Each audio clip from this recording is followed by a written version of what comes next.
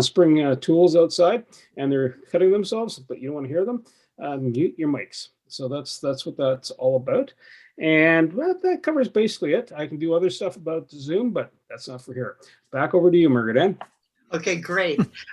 So we are live right now, just so you know, and we're looking forward to hearing from Dave Cunningham, the Kingstonian podcaster. But first, to give you the lay of the land, I am here from Connect Ottawa, along with my partner Bernie Franz-Grote and Stefan Matral, who you see on the screen.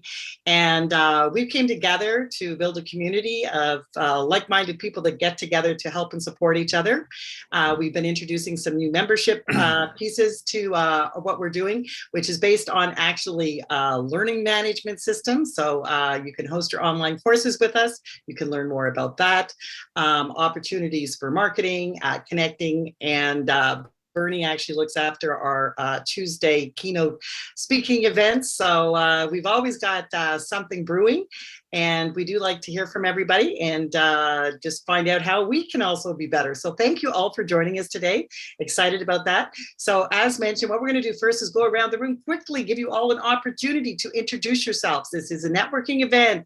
Take your information, put it into the chat, perhaps a LinkedIn connection and stuff so people can connect with you later. And I always encourage everybody, this is also a networking event. So reach out to at least one person. Maybe it's 5, that's okay. But always set a goal no matter where you're going to at least reach out to somebody that's on the call, because you never know where that conversation is going to take you. So I know we got an expert on here. So how about Siobhan, you start us off. Thanks, Margaret Ann. Really nice to be here. Siobhan Fitzpatrick from the Networking Hub, and I help people to connect globally, get curious about each other, and create a more strategic and tactical approach to their network to improve their investment and their return. Thank you, and I look forward to meeting everybody here. Awesome, thank you. And how about Eugene? Hello, my name is Gene Barlaz. I'm based in Raleigh, North Carolina. I have an international network of philanthropists, investors, entrepreneurs, and volunteers. And I spend a lot of time trying to get people to simply help each other, all for karma, never for a fee. Right now, we're looking for Russian-speaking people who are willing to go volunteer in Moldova to help with Ukrainian refugees. Wow, okay, thank you, Gene. Glad to have you here. Willie. Good evening, everyone. Well, it's good evening where I am. As you can probably tell from my accent, I'm another person based in Scotland. I'm Willie Nichol, the life coach, former police officer and corporate security manager. I'm now a personal development training and transformation coach. I help people find their own solutions to whatever's blocking their development or holding them back in life. I'll put all my details to chat box. Lovely to be here.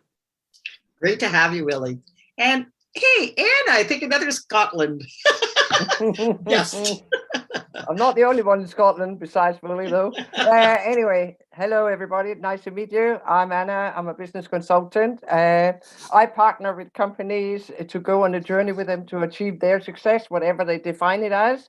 And I'll put all my details in the contact chat so you can tie up with me or link up with me or reach out to me to have a one-to-one on LinkedIn. Perfect. Thank you. Thank you. Hey, Jovan.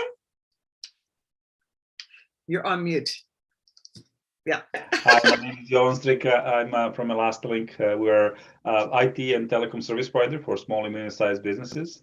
If there's any need and help, I'm provided my contact information chat, so you can reach me on my email. Perfect. Great to have you here, Jovan. And Angela.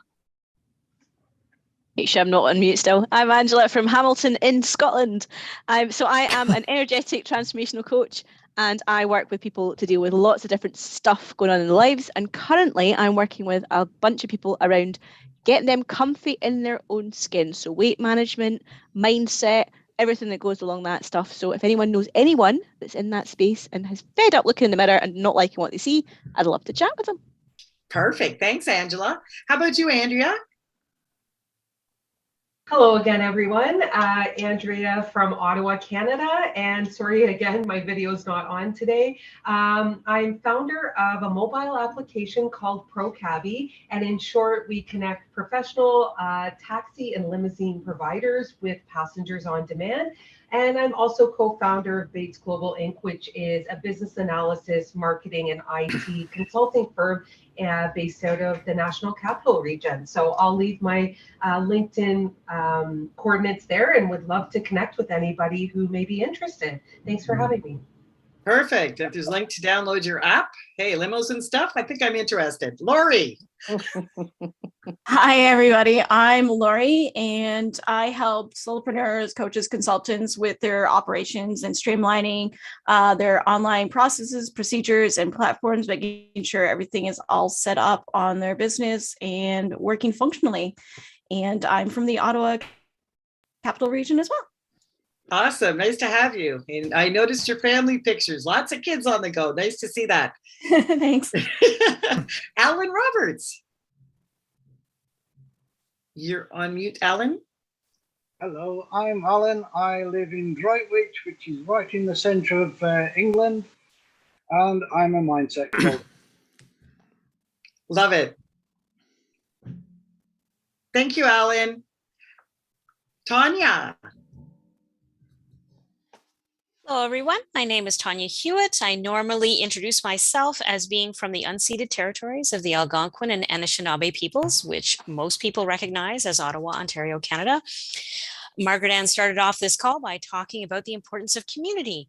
I just posted something on LinkedIn about that, so go and look me up on LinkedIn, check it out, like and subscribe to my podcast. Thanks, everybody. Tanya Hewitt from Beyond Safety Compliance. How does your work look? Awesome. Thanks, Tanya. And Mike. Unmute. There we go. There we go. Hey, everybody. Mike Benham with, thank you. GovBid Pro, website's govbidpro.com. We're also on LinkedIn. We have a group called Getting Started with, Getting Started with Government Contracts. We are a consulting and training firm. We train and support small businesses across the continent to do business with the federal government contracts. That's U.S. contracts as well as state, local, and education. Check out our website, govbidpro.com. Our business is government. Thank you. Perfect. Nice to have you here. And Mayank. Hello, everyone. This is Mayank from Ottawa. I am the owner of MS Bodyworks, which is a personal training studio in the West End. And do we have an ask too, or just that's it? Just a quick introduction, who you are, you can ask. That's who I am. And then I'm looking for like, not too many now, I'm getting fully booked. So maybe a couple people for some weight loss, like if they're looking to lose weight, just 2, or maybe that's it. Perfect. Nice to have you here, Mayank. Thank you. And Peter, nice to see you. Hello, it's been a while. My apologies. That's Hi, everybody. okay. So my name's Peter Kelly, and I'm a videographer. So I make videos for people. And this thing caught my eye because I've had several clients start to get me to do podcasts for them. So I figured I should be a little more up on what's going on in the podcast world now that I've started editing them. I love it. That's great. So you'll get to meet a fellow podcaster. And we have Mary that just came on. Would you like to share who you are, Mary? Sure. At the moment, I'm really wondering that myself. I have a podcast. It's by the same name as you can see on my background, Inspirational Influencer News, People Making a Difference. But I am also doing that as a live show on LinkedIn, Facebook, and YouTube on Monday, Wednesday, Friday at 1:30 p.m. And I did my very first show yesterday. Woohoo! And it went live on the platform. Woohoo! And now I have to put my podcast up because I now have a track to put on the podcast and get that started. So that's who I am. I've got other things going on, but that'll do. Okay, thrilled to have you here, Mary. Now I'm going to move over to Bernie. Do you want to do a quick share? Sure. My name is Bernie Fransgrove, Creative Insight Consultants. I just did a reshare in the post.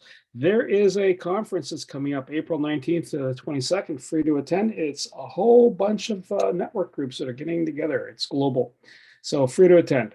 So I'm going to stop there. Otherwise, I'll keep going. But I do B2B connections, people to people. Is it over to you, Margaret Ann. Bernie, is it in person or again Zoom? I would hope soon, because the host is in Alberta and everybody else is coming from South Africa, UK, Ottawa. okay. So Okay. it'd be a road trip. There you go. Okay, so Stefan? Yeah, it's me.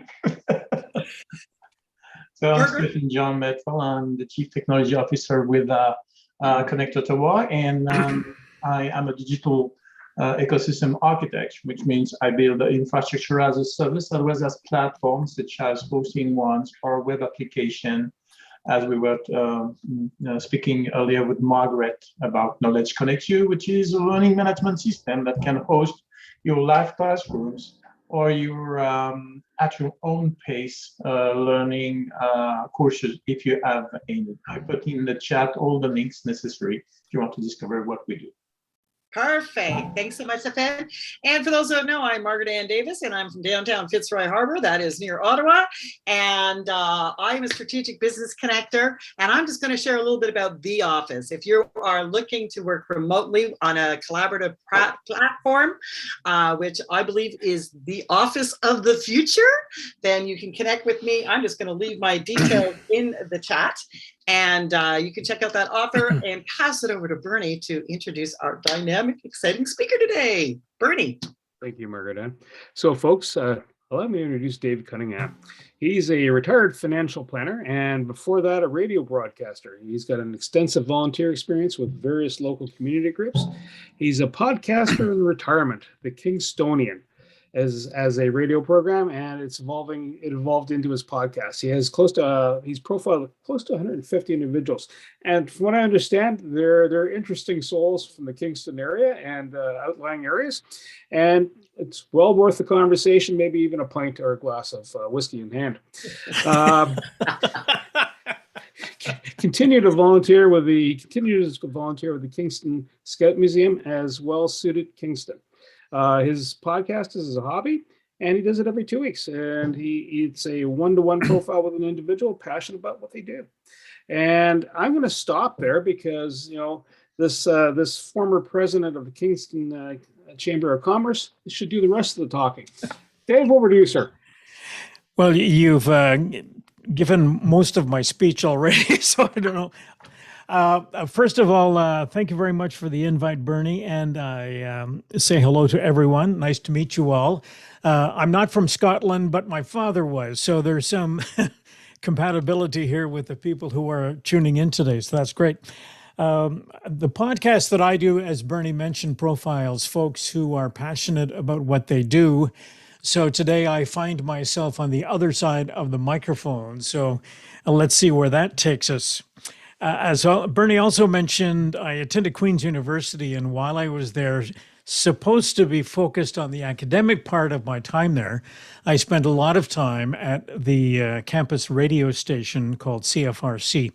Now, coincidentally, CFRC is celebrating 100 years of broadcasting this year, and that makes it the oldest campus community station in the world as far as the information that we have. So it's a cause for celebration, and that's where I got the bug for doing radio. So if you give me half a second here, I am going to share some slides as I speak.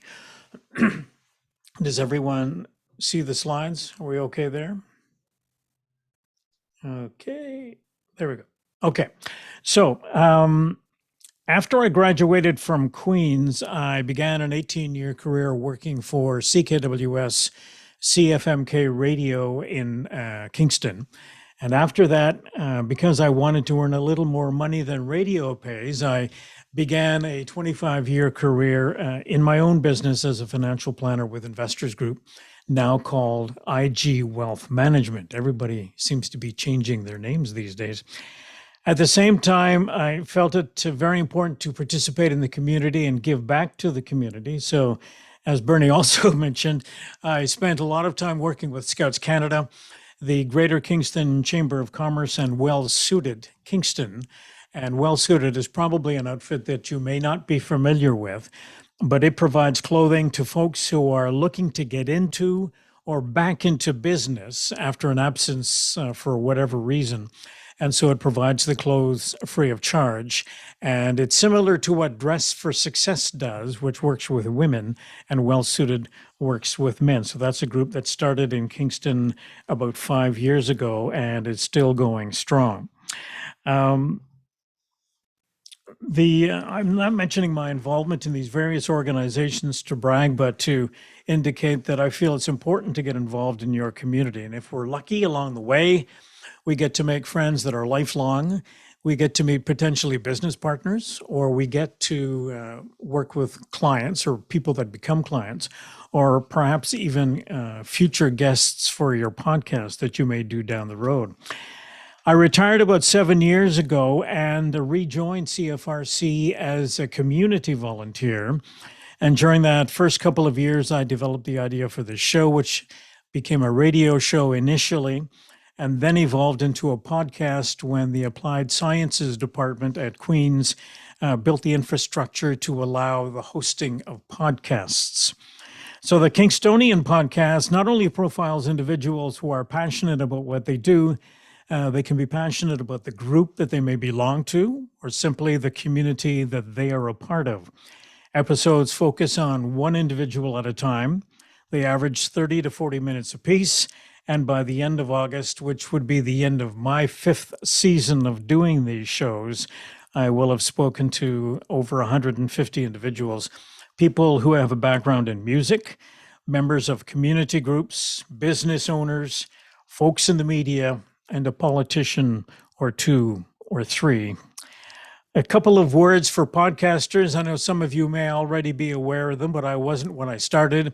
Publishing means you are making a podcast available for listeners to download, and monetizing means you are making money with your podcast. So I publish a new episode every 2 weeks, and I do not make any money with the podcast yet. Now, what have I got planned for the rest of you for today in my presentation? First of all, let me say that I don't claim to be an expert in doing podcasts. I thought what I do is share my experience as someone who has picked up a lot of this podcasting stuff over the last 2 or 3 years. And the message to those of you who are thinking about doing a podcast is that you can do this. And we're going to start off by talking about equipment that you probably would need to get if you're going to start up. So when I left the radio station to focus on podcasting, I needed a laptop. Check, had one of those. Computers do offer you a speaker and a microphone built in, but my radio experience told me that I needed something a little better. I needed headphones for sure, so check, I had those. And I was told that the microphone that dangles from a set of earbuds was of better quality than the built-in mic, but I knew I wanted something different. So after doing some research, I keyed in on the one that is pictured on the screen. It is called a Samson Q2U dynamic microphone. And I chose it because of the reviews, because it was small and easy to handle, and it plugs right into your laptop. And when you're buying the package with the microphone, you get a stand, but you also get the cables to connect to the laptop, and another set of cables with what's called an XLR end. And for those of you who may not be aware, I'm sure Stefan knows, and that's the one with the 3 prongs in the bottom of it. And I'll get to an explanation of where to use those in about 30 seconds. Current price for that package is around $75. So it's not an expensive item, but it is a good microphone. Now, if I was just going to do a podcast with just me, no guests, talking about products I might have or services I might offer, or the company that I was a part of, then that's all I might need for gear. But I was going to interview people, and hopefully in person, so I needed a second mic. And goodness knows the problem here is that you cannot simply plug a second mic into a laptop. Can't do that, so you need an audio interface. I know that's what I said when I heard that phrase, but simply put, an audio interface is a piece of equipment you use to be able to independently control the volume of each microphone before it gets to the laptop. And what I've done is I put 2 of them up on the screen, and the little red box on the top right-hand side is called a Focusrite Scarlett 2i2. That's just what they call them. And it's a very basic unit. It has a lot of rave reviews, not very large. And as you can see, you can plug 2 microphones into it. And they have 2 independent volume controls. And on the right-hand side are controls to control the sound that comes out into your headphones. Easy to carry around, and it comes with a cable that connects that box to your laptop. Now, when I was looking around, I used that for a little bit. And then I found a Zoom PodTrack P4, which is the item to the left of the little red box. And it's a little different, and it's something that the company made for podcasters. And so what it does is it allows you to plug in 4 microphones at the top, and you can see that there are independent volume controls for each of the microphones. And then at the bottom, there are inputs for 4 headphones, should your guests all want headphones, and there are separate controls for that. I apologize for the phone ringing in the background, and hopefully they will go away soon. The PodTrack P4 has a number of different features that the Focusrite, the little red box, does not have. One of them is that you can also plug it into the wall to power it, but you can also power it with 2 AA batteries or a power bank. And so there are inputs to attach those. So it makes it a little more convenient. The other nice thing about it is that not only does it act as an audio interface to take your 2 microphones or 3 microphones from the people talking to your laptop, but you can also record onto it. So it has a spot where you can insert an SD card and record directly onto this unit, so you don't need to carry around the laptop, which is an advantage for some. Both of these units cost $250, so they're both priced in the same ballpark. Now, for the past 2 years, I haven't had a chance to use all of this fancy gear because of COVID. All of my conversations have been conducted using Zoom. This Zoom that we are sharing here today, not the Zoom that makes this recorder. It's a different company. Both have the same name, which is a little strange. But nevertheless, we are all familiar with Zoom, and you're familiar with some of the other options like Microsoft Teams and Skype and Google Meet, things like that. Most of those are free in one way, shape, or form.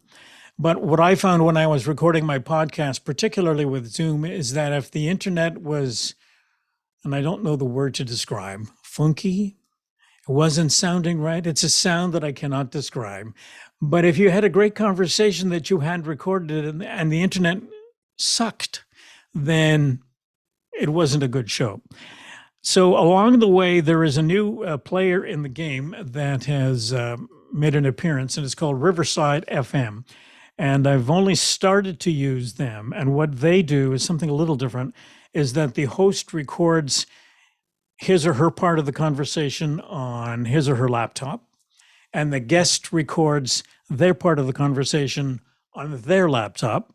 The software then uploads both sides of the conversation and back down to the host for editing. So you avoid some of that iffiness of the internet during the course of a day. So when you mention the word editing, and that brings up the next component of doing a podcast, and the last aspect of gear, if you will, is that you're going to have to edit at some particular point. You're going to have to put your shows together if you're going to do a podcast. And when I was looking around, I found that there were all kinds of options, and I've put some of them on the screen. And the one that I ended up choosing was Audacity, because Audacity is relatively sophisticated, has a lot of components that you can learn to use over time, but also it's free. So it's freeware, and you can go in and download it and make use of it. And that's the piece of software that I have been using almost since the beginning. And it's done me well with respect to putting the shows together. That's a brief overview of the gear, and we can deal with any questions that might come up after that. Now on to the most important part of any podcast, and that's the guests. How was I going to connect with potential guests? I knew I wanted to talk with a variety of individuals who hopefully could communicate their passion.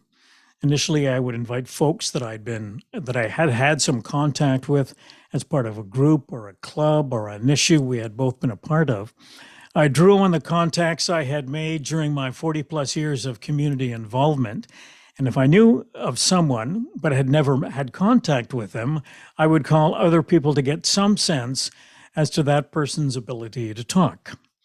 Now, I'm sure those of you who do podcasts, I guess it depends upon whether you're doing them on your own or with someone else, but there's nothing worse than conducting a conversation where I am doing all the talking. To get some ideas, I would monitor social media, local news reports, word of mouth, referrals. I found that briefing the guests is also important. The episode is about them first and then the cause that they are passionate about. I always ask them to tell stories. Listeners love stories, and typically that's what they remember. And to illustrate this, I have a few examples of people that I have spoken with. The first one is a fellow by the name of Doug McClement. He is the president and owner of a company called Livewire Remote Recorders in Toronto. I didn't know Doug before we recorded our conversation. His name had popped up several times when I was talking to some local musicians. He was born and raised in Kingston. Like many others of his generation, saw the Beatles on TV in 1964, went out and bought a guitar and joined a band. Now, he decided fairly early on that he preferred recording the bands than playing in them. And when he graduated from university, he moved to Toronto to take a job with a bank as an IT specialist and did some music recording on the side. And then that music became his life's work. He was a pioneer with respect to recording acts in clubs, concert halls, stadiums, and has literally recorded everybody from AC/DC to ZZ Top. He's done the sound for TV award shows for decades. And what was fascinating about him were his journals. He's a great storyteller and gave me incredible detail over the 40 years, his 40 years in business. And what caught me off guard when we were doing the conversation, and this is something that comes up fairly frequently, is somebody will mention something. In this particular case, Doug was telling me about two people who had influenced him greatly when he was deciding to move more to the recording side than the playing side. And he mentioned two individuals, both of whom I knew. One of them has been my lifelong friend for ages, not quite lifelong, 50 years, almost. Brian Lipson is another fella. He owns a business in town called Brian's Record Option. And he buys and sells all records, 8-track tapes, CDs, posters, that kind of thing. Always been a one-man show. And a couple of years ago, he had a water main issue inside his building, and a major flood took away 30% of his inventory and did some serious damage to his business. He was all set to close the business when the media got wind of that fact, and the community came forward and they conducted 2 GoFundMe campaigns. They gave him all sorts of inventory that he could then sell, and they dropped checks off in his pocket whenever they saw him. So he continues to be a mainstay of business on the main drag in Kingston, and again, a great storyteller. And he has a Facebook page where he has written a lot of the stories for people who have dropped into his store over the years. The third individual I'm going to mention in this segment, his name is Arthur Milnes, and he is yeah. Were you planning on moving a slide to a new slide? Yeah, it's going to be. Sorry, shortly. I just thought I'd mention in case you had. Oh, yeah, sorry. Nice slides made up, and we don't get to see it. Sorry, my mistake. Okay. I forgot that slide was in there. That's okay. All right. Okay, Arthur Milnes. He's the guy in the bottom right-hand corner holding the microphone. He is a historian, author, speechwriter, and I didn't know him either, but I approached him to see if he would be interested in doing an episode on speechwriting because he had written for former PM Stephen Harper. So Arthur shared the stories of various Canadian prime ministers he had come into contact with. And after we had recorded the episode, I turned off the record button. We continued chatting, and a lot more stories came out. Stories after stories after stories. And so I hit the record button again, and we recorded another episode where he told us the story of his relationship with former U.S. President Jimmy Carter. He's been down to Plains, Georgia several times.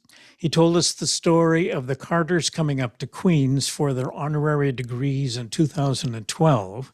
And when they came up, he offered his house for them to stay in. So here is a US president and his wife, and you know what accompanies a former US president is these big SUVs that are all black with tinted windows and several people in them. So he gave the Carters the upstairs floor where the bedroom was. He and his wife slept in the basement, and the Secret Service took over the main floor. The other story that he told is that he has a backyard, and he is basically creating a forest in his backyard. He has invited several Canadian prime ministers, including the Carters, to plant a tree. So they've each came to his house, planted a tree. He's got a little plaque beside the tree, and he must have, I can't remember exactly how many he has there, but he has several trees in his backyard. The only one, Prime Minister lately, that he has not had the opportunity to plant a tree is the current Prime Minister, who has promised on several occasions to drop by Arthur's house and plant his tree. So sometimes you never know what you're going to get when you do these programs, and I always prepare several questions, but I'm always prepared to ignore them if the guest starts taking me down a more interesting road. So why do I do this? Well, as I said before, I'm retired. I need something to keep my brain occupied, but there are other reasons I do this. I think the episodes have an educational component.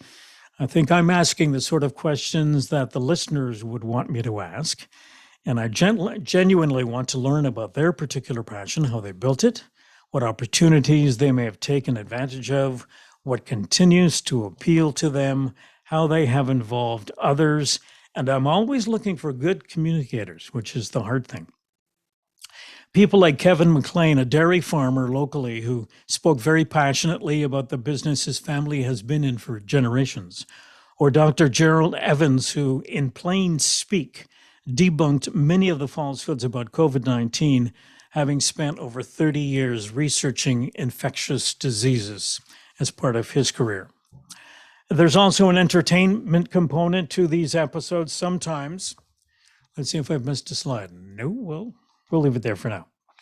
Sometimes you never know what you're going to get. Sorry, just a little sidetrack. The entertainment component of these. People like Jack Thompson, who is a local radio broadcasting legend, who was in the business before he retired for 52 years. And when I talked to him, he remembered the first song he ever played at the first radio station he ever worked at in the early 1960s. And it was a song called Calling Dr. Casey by John D. Loudermilk. And it was a song that was a takeoff on a popular TV show at the time.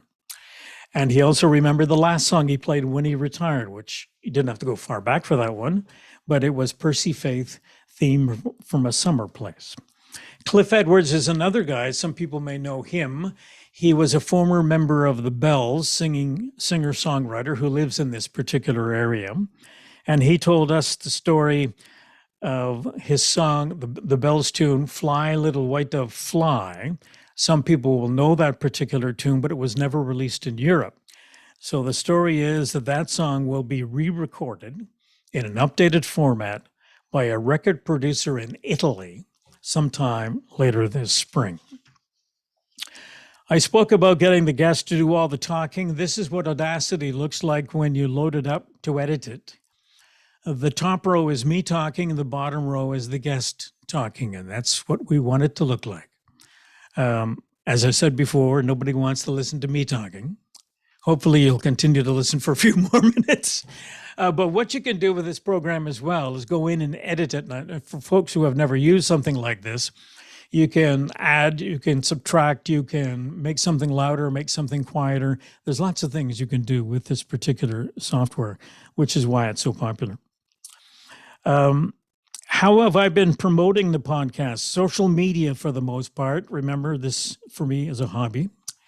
I had the logo designed just so that I could use something when I was promoting. And sometimes a guest who I talk with wants to include the program on their website, and I'm more than happy to accommodate that. As to support, Bernie may have mentioned Carl Richards' name along the way. He hosts an online course called Podcast Launch Made Simple. I took the course as well, and it's a very helpful course, and it's a good course to get you started. Now, you may recall me mentioning earlier on that the Applied Science Department at Queen's set up the hosting infrastructure for podcasters there. And I got to the point where I was interested in knowing if anybody was listening or where they might be downloading from. The Queen's network wasn't set up to be able to get me that info. So last spring, I switched to another host called Buzzsprout.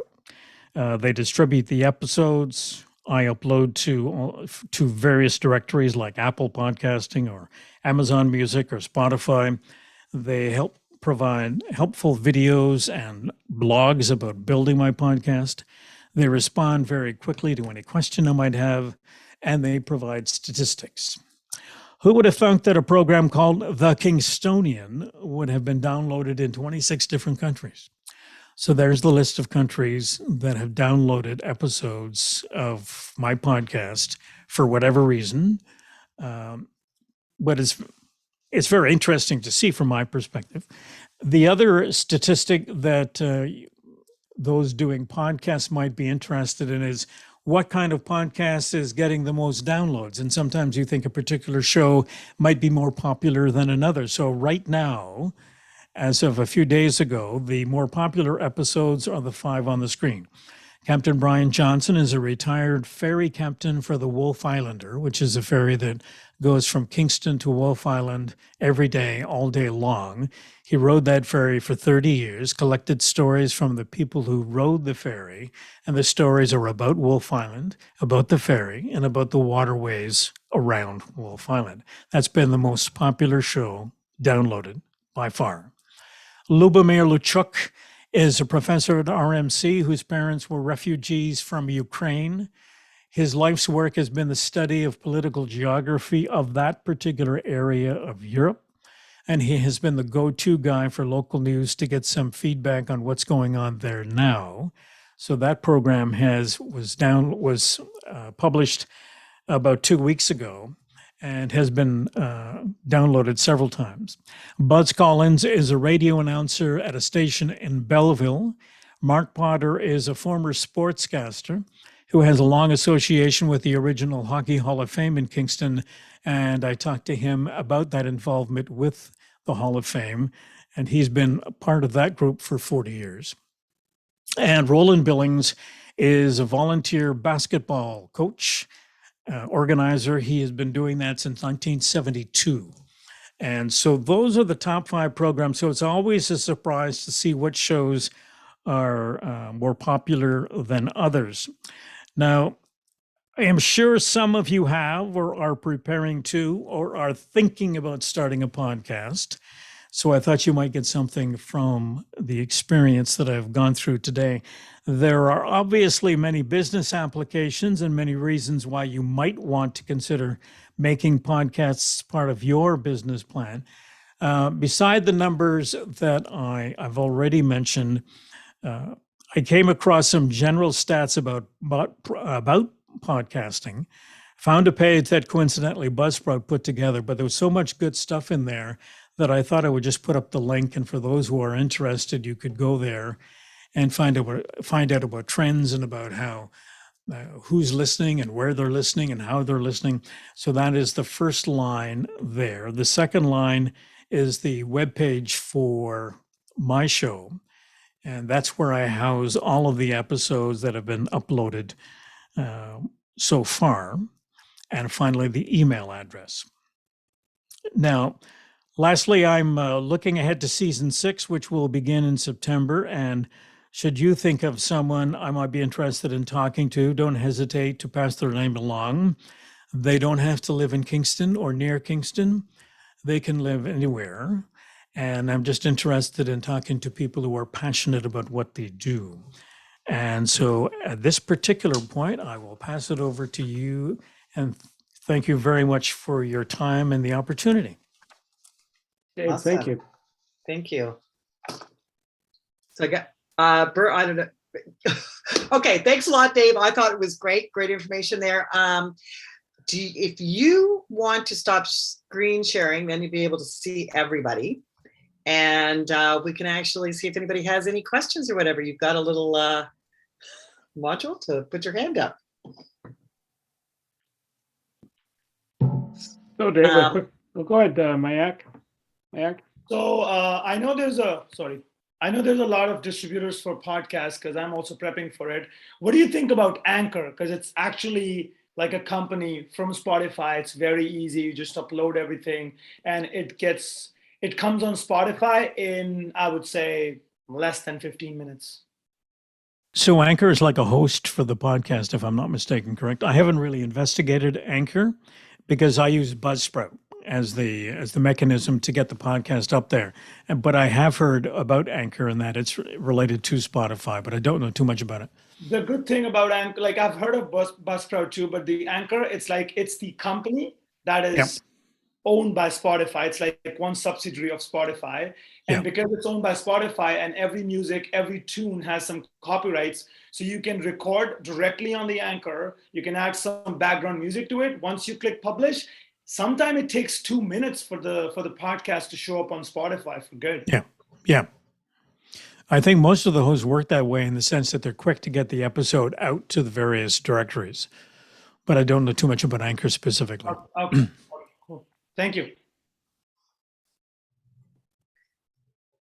So Peter, you were there. Oh, perfect. Look at that. I was just thinking about you and your hand went up. Perfect. Dave, what's the most common mistake that you see with podcasting in terms of like the people making it? Do you mean from the host's perspective? Like me? Well, no, it's just like what I'm just thinking. There's lots of people who are starting podcasts. I'm just wondering what's the thing that people fall into, the bad habit or the mistake that most people are making. Again, I can only use myself as an example. And I found that when I switched over to this new host, there was the opportunity to get all sorts of helpful information that I could use to help build. I think the biggest mistake, and I can't say it's a mistake that I had much control over, but during COVID, you had to do stuff virtually. And you had to make use of Zoom or whatever piece of software you were going to use. And so you were at the mercy of the internet on a given day. And that's the most difficult part that I had. And I think the other part, which is when you are sitting down talking to a guest, and it was evidenced today when I'm sitting down talking to you, is that I sometimes get distracted with, okay, what page am I on with respect to my notes? What's my next question? Is the connection still working the way it's supposed to? And then you may miss something that the guest says to you, right? Which may take you down a completely different track, which might be a better track to go down. Concentration, I guess, is probably one of the more important issues. So Dave, on that note, I have a question for you. So because of COVID, you have done a lot of Zoom. So are you looking forward to getting back out, or will you continue to do a mix of through Zoom or online and going out? I would rather go out and do the interviews in person. I have no problem in doing the virtual component. There was a fellow who I interviewed, and I saw his name on LinkedIn. And he was responding to something someone else had written, and I remembered his name from my involvement with Scouts. So I was an adult volunteer and he was a Scout, but now he has gone through RMC and he's been in the military for 10 years. And we hooked up on LinkedIn, and I asked him if he would mind being a guest on the show, and he was keen on doing that. And then I realized that he was not in Canada, he was in Turkey. So we did an online interview from Turkey, which was a nice trip. Yeah, and the quality was great. It just took forever to download because the Wi-Fi where he wasn't as efficient or as fast as it is here. Okay, very cool. I was just kind of interested, and I don't know, sometimes I'm just going like, I'm into doing a lot more things online now because I find it a time saver, maybe the setup, but then I understand those little quirks behind, because in an ideal world where we all have ideal internet and everything, then it'd be perfect. So those are the challenges. Siobhan, I'll go to you next. You've got a question. Thanks, Margaret Ann, and thank you, Dave. I could listen to your voice forever. I actually turned my video off so I could Thank you. concentrate on your voice and tone. And I find that with podcasts, that is part of the attraction, isn't it? It's the tonality, and it's how people engage us in their conversation. And so well done, and thank you. Very informative. I guess my question comes from my coaching background. It pays to be curious in my business and networking. I imagine, obviously you do your homework and you have your content that you want to ask. How do you, not every guest is easy. They don't find it easy to talk. So what would you recommend to any potential host that's out there on how to prepare for those difficult guests on the show? I tend to do most of my research online, and a lot of the folks that I do speak with have presence online somewhere, somehow. And sometimes there is a little thing that I can find that I throw back at the guest when I do the conversation that they aren't expecting me. I can think of a conversation I had with an individual, and part of the research said that one time in his life, he had a man crush on Jack Lord, who was the original Steve McGarrett from Hawaii Five-0. Wow. Yeah. So I mentioned that to him in the context of the interview, and he was caught completely off guard. He never remembered making that statement. I didn't know where to go with it at all, but it made it for an interesting break in the conversation. And there are times when you expect more from a guest and you don't get it. And there are times when you do a conversation and you just don't want to publish it. And it just didn't work out. And so you don't publish it. And because it doesn't fit what you're doing, or it doesn't come across the way you want it to come across. And in my opinion, since it's my show, I just make a call and say, I don't think this is going to work. And sometimes the guest will feel the same way, and we just move on. Cool. I think it's cool that you're able to do that. I'm just going to suggest with some things. Do you think being just having a list of questions that the speaker can refer to automatically, maybe if you've got like 20 good bullet points made, might help out with that? Or is it just sometimes it's like, no, this just isn't going to work? Do you mean, do I give the questions to the guest Yeah. beforehand? No. Well, or just that you have enough questions that you prepared. So if it's kind of a lag, that you know where you're going to go. Is it a lot of preparation for each of your podcasts? Do you design a different schedule, or is it you do pretty well stick to the same dialogue every time? Basically, I explore their history, talk about how their particular passion evolved, and then talk about the passion. So if it's a group or if it's some organization they belong to, we end up talking about that in the context of their passion for it. But Okay. I'd rather keep it open-ended so that I have a bit more control. I don't want the guests to be focused on the questions that are written in front of them. I'd Right. rather have them act a bit more spontaneous if something comes up. Because it can be challenging, I guess, on both sides. Okay, we're going to go to two more people. We have Willie and Mayank. So Willie, how about you go first, and then we'll get you to you, Mayank. I just wanted to know about how do you structure the script? So like when it comes to the script, so either it's individual or it's an interview. Well, it's always an interview in my case. Okay. I have an opening to the program and a closing to the program, but what's in the middle is just the conversation I have with the guest. So there's no formal script other than the opening. Okay. And Willie, you're next. Thank you. Thanks very much, Dave. That was very informative. By a spooky coincidence, I was a guest in a podcast yesterday morning with a well-known networking person who would be known to Siobhan, who probably guess who I'm talking about. Now, there was a structure to it insofar as we had a bit of a preamble. There wasn't any structured questions, but it gave me a hint, if you like, what he'd be asking me. And then he asked me for 3 top tips in my speciality. Is it beneficial to have a structure, or is it just go with the flow, ad lib, or whatever? I've never structured it as specifically as you mentioned. What I have done is basically, because the theme is to talk about someone's passion, the structure is similar in the sense of we talk about the person, then move on to talking about the passion. I don't know. I haven't tried that sort of formality with respect. When I first started the program, when it was a radio show, I would ask the guest to pick a piece of music, and we would play the music in the context of the show.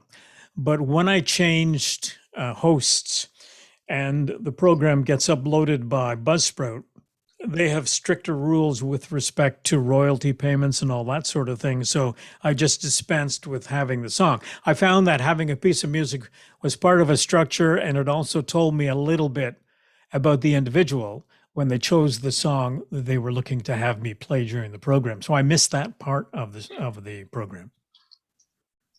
And we'll take a question from Jovan, and then we're going to have to wrap it up. This is actually another question. Thank you, first Dave, for presentation. I just want to make a comment as somebody who just ended up driving 30-something hours, and part of it was to actually create a really a nice list that can occupy my time and engage me. And I found some of the topics quite educated. I mentioned to guys. I felt like I graduated cryptocurrency because that was a subject of the podcast that I was looking for. But I found that a lot of platforms doesn't really provide a good way to search, to find the topics. Unfortunately, there's no transcribing of some of the podcasts. It relies on a subject and a description to find it. And I just felt that as a user of wanting to find information, was not as easy as I expected. So as I said, no question, just a comment of somebody who was on the other end of the podcast listening to it. Mm-hmm. It's too bad that I hope that they're going to change this, especially when you have a long trip. You're looking for a longer podcast rather than 15 minutes, a sessions. It obviously depends on the context and subject. But in my case, I was looking for something longer and engaging. So anyway, just a comment, and thanks again for presentation. Yeah, I agree that the whole business of searching is really difficult. And my particular situation is that the show started being called The Kingstonian. And so I thought about changing the name of the program, but then I thought I would lose people who were used to looking for that particular name.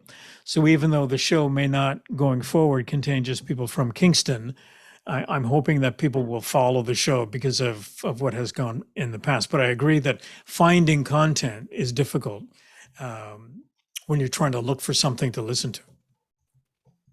Okay, cool. So I guess that's worthwhile for people that are going to start podcasts before they start hosting to find out where is the easiest person when your clients or customers are coming, or to find the stuff, to make it simple for searching. Okay, so right now what I'm going to do, I'm going to pass over to Bernie, because Bernie, what do we got coming up next Tuesday? Oh, funny you should ask that, Margaret Ann. We have a fine gentleman coming in. His name is Enrique Miranda.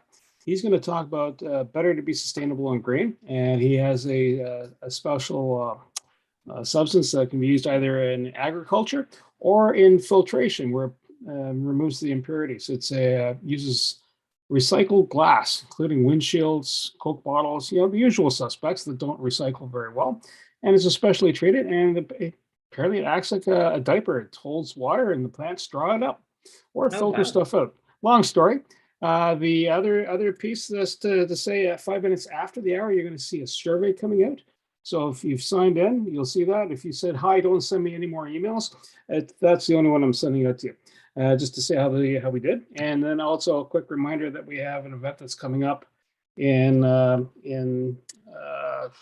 April 19th, right? Okay. And also, so Connect Ottawa, we are about Thursday is our VIP strategy session. I just put a link in the box. We have a monthly membership for $25, or you can pay as you go. It's $10 a person.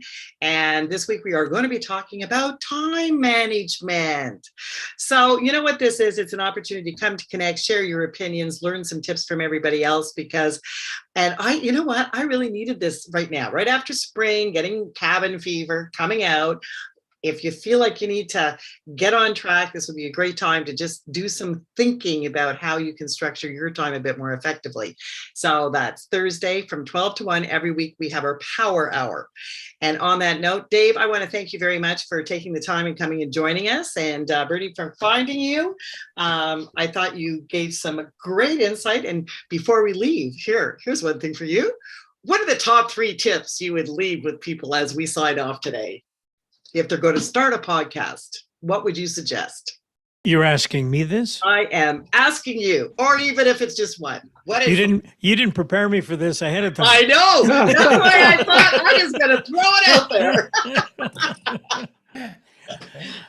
I think do your research.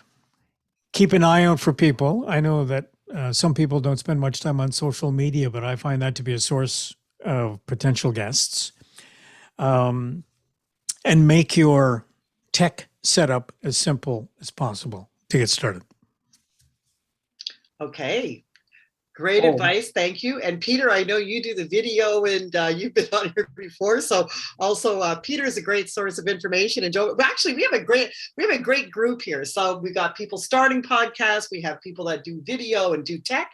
So again, that's just another really nice thing about this is, hey, if you're doing that networking call and you're going to call and learn a little bit more about that person, maybe they have some free tips they could share with you. Just a quick thing there, Margaret Ann. Folks, save the chat. So open the chat, bottom right-hand corner. That's the part I didn't tell you is those 3 little dots. Hit the 3 little dots and hit save the chat. It's 2 o'clock.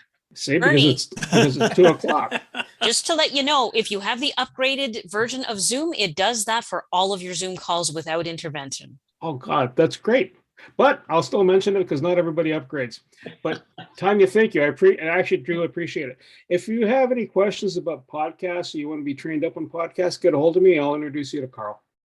There you go. Thanks very much. Okay, take care. Thanks a lot, Dave. Bye-bye, everybody. Bye. Have a great Thanks, week. bye.